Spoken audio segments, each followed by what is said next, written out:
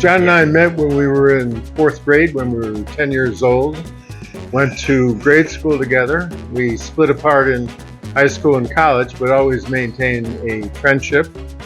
After college, John went into the Peace Corps, first in Turkey and then El Salvador. And in the summer of 1972, I visited him for about a month in El Salvador.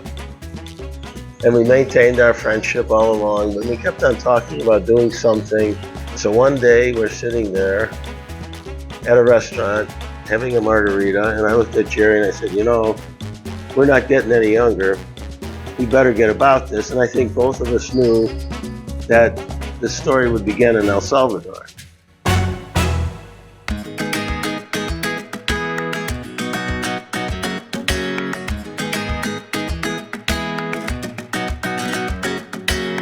That was in summer of 2003.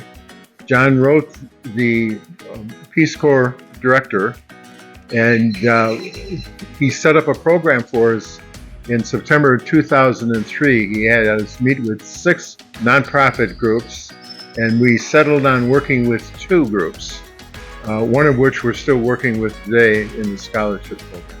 We met a gentleman by the name of Tony Gasparo, who had founded this particular scholarship program about 5 years before we met him on that trip. We also met the Rivera family, who very dedicated people. We affiliated with Tony's scholarship program and with the Rivera family administering it here in country, and that is still occurring to this day. I think what's most important to understand about a scholarship program is these are very poor students. Most of them live in the campo rather than the city, very rural and very poor circumstances. There's inevitably transportation problems.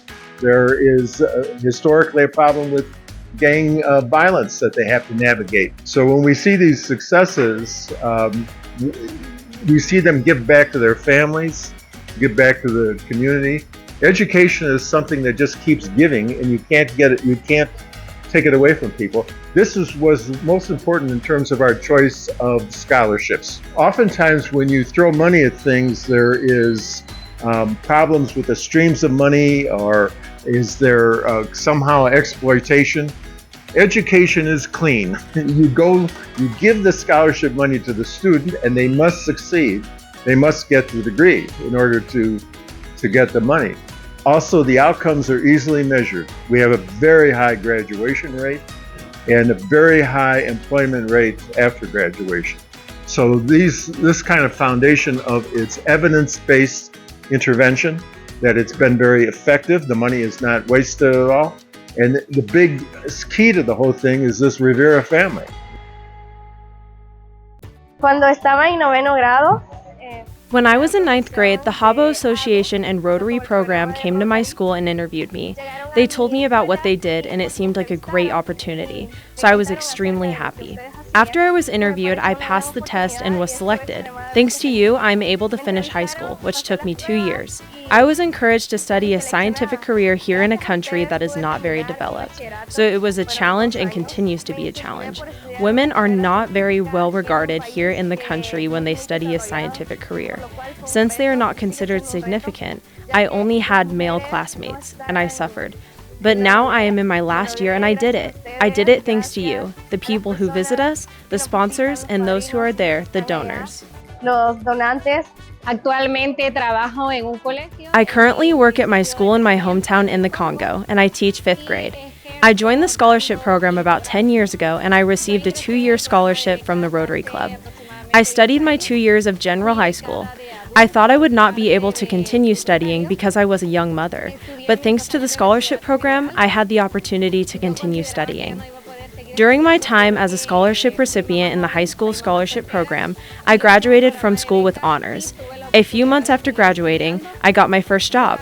Now that I am a teacher, it is something that fills me with satisfaction because I am doing something that I love, something that I have dreamed of.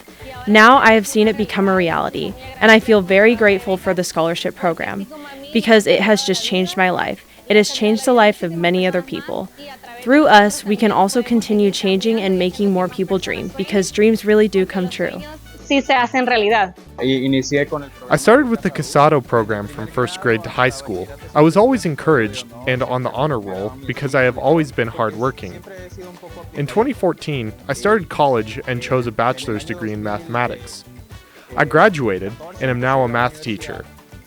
I am working in a public school, and I am pleased to tell you that in December, I received an email notifying me that I had won the position with the government. I am studying a master's degree in Information and Communication Technologies, and I am doing really well.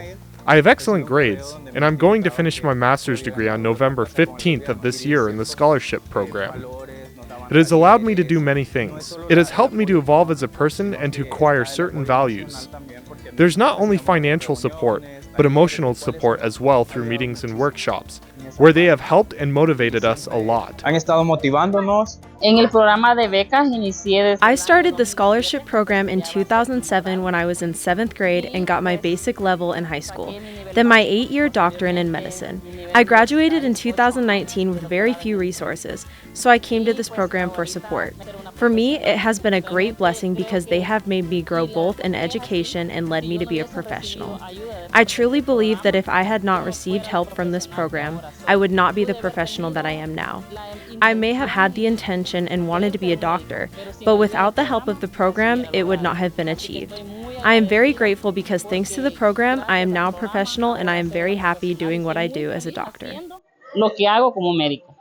For many developing countries, if you're going to invest in the education of a child, you would invest in the boy rather than the girl. It's not true everywhere, but the bias is girls do not need an education. And you see that a message from society taken in by individuals, where I'm not worthy to achieve my full potential because of my gender.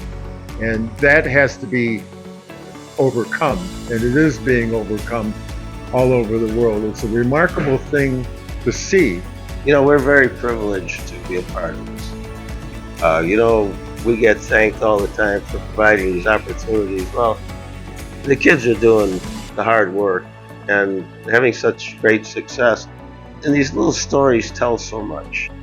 The other thing is, nobody can ever take your education away from you. It's always yours. We talk to the kids about, an education is good for making money and can help your family, but it's way more than that. It opens your life. The one thing we preach constantly is that you have an obligation with this scholarship. You need to give back to your community.